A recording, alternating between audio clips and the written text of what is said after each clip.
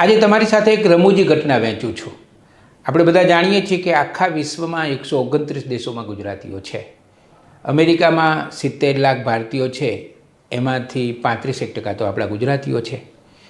આ ગુજરાતીઓમાંથી કેટલાક લોકો અમેરિકા અને મેક્સિકોની જે સરહદ છે, બોર્ડર છે, એમાં અમેરિકામાં રહેતા હતા. એકવાર એવું થયું કે રવિવારે એ લોકોએ ફરવા માટેનો પ્લાન કર્યો. એ લોકો મેક્સિકો ફરવા ગયા. બોર્ડર ઉપર જ હતું એટલે અમેરિકાથી મેક્સિકોમાં ગયા. મેક્સિકોના એક શહેરમાં એ લોકો ફરતા હતા અને જે પુરુષો હતા એ એક બારમાં બેઠા અને બધાએ તો મહેફિલ કરી. ત્યાં તો દારૂબંધી નથી ગુજરાતની જેમ, એટલે મહેફિલ તો કરી શકાય. તો એ લોકોએ મહેફિલ કરી. બહેનો હતી એ ખરીદી કરવા નીકળી. હવે એમાંથી એક બહેન હતા, એ બહેનને ખરીદી નહીં કરવી હોય તો એક જાહેર સ્થળે બેઠા હતા. હવે એમણે છે ને કપડાં ટૂંકા પહેરેલા, પ્રમાણમાં ટૂંકા કપડાં પહેરેલા. અમેરિકામાં તો એવો રિવાજ. પણ મેક્સિકોની પોલીસ આવી અને બેનને પકડી લીધા અને લઈ ગયા. એમને રોક્યા પોલીસને, પણ ના, એમને તો લઈ ગયા. એ વખતે એમણે ફોન બહુ જ કર્યા પુરુષોને. જે બેનના પતિ હતા એમને પણ વારંવાર ફોન કર્યા, પણ થયું હતું એવું કે એ બધાએ વધારે પડતો નશો કરી દીધો હતો, એટલે એ લોકોને ફોન સંભળાયા જ નહીં. અને આ બાજુ તો બધા ગયા પોલીસે, બહેનો. પછી પુરુષો પણ પોલીસ સ્ટેશને આવ્યા.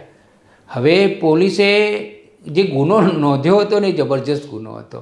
એ ગુનો એવો નોંધ્યો હતો કે આ બેન છે ને બહુ જ ખરાબ રીતે ગ્રાહકોને આકર્ષવા માટે બેઠા હતા અને એમણે કાયદાનો ભંગ કર્યો હતો. બોલો, હવે એ તો એક ગૃહિણી હતા, પણ એ બેઠા હતા એવી રીતે પોલીસે એવું માની લીધું કે આ બેન તો પોતાનું શરીર વેચે છે, રૂપલના છે, એટલે એમને પકડી લીધા. હવે શું કરવું? એ દિવસે તો શનિવાર હતો, એટલે એકવાર એ લોકો પકડી લે પછી તો સોમવારે જ છૂટે, એટલે સોમવાર સુધી તો તેમને કસ્ટડીમાં ફરજિયાત રહેવું જ પડે. આ સત્ય ઘટના છે હો.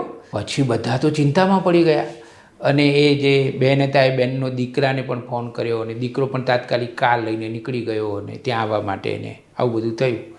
પછી મેક્સિકોની પોલીસે એક રસ્તો બતાવ્યો કે તમે $100 આપી અને આ બેન છે ને, એ જો બેન રૂપલના છે એવું લાયસન્સ લઈ લે તો અમને વાંધો નથી, તો પછી એ માફી માગે તો અમે એમને છોડી દઈએ, તો છોડી શકાય. છેવટે એ બેને લાયસન્સ લીધું અને દંડ ભર્યો અને લોકો છૂટીને ઘરે આવ્યા. એટલે એ જે લાયસન્સ લીધું હતું ને, એ લાયસન્સના 2 ફોટા, એક ફોટો એમના બેડરૂમમાં રાખે છે ને એક ફોટો એમના બેઠક રૂમમાં રાખે છે.